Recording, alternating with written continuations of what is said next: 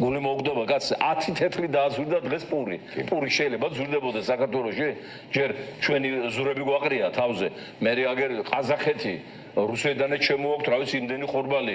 უკრაინიდანაც ხო.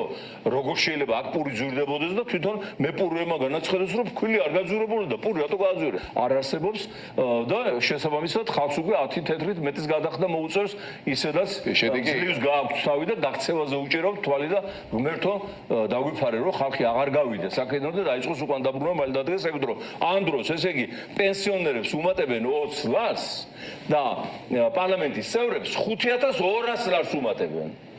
სასწაული ამბავი და ამ დროს გერმანიაში ნება-მისცეს პენსიონერებს იმუშაონ და 2000 евро არ იბეგრება საერთოდ. ანუ შუქნის სახელმწიფო პირდაპირ თავის პენსიონერებს 2000 ევროს და ჩვენთან პენსიაზე გასვლა ნიშნავს უკვე საიქიო გზაზე დადგომას, პენსიაზე ამათ მიგდებულ თეთრებზე ჩამოკიდებას, სიდუხჭირეს და ოჯახის სხვა წევრების შეწუხებას რომ შეინახონ და ან წამალი უნდა პენსიონერს, ან კურნალობა, ან ემერტეს გადაღება უნდა და არაფრის ძიდებით ეს პენსია 2-3 დღეს არ ეყოფა ტყვებაზე.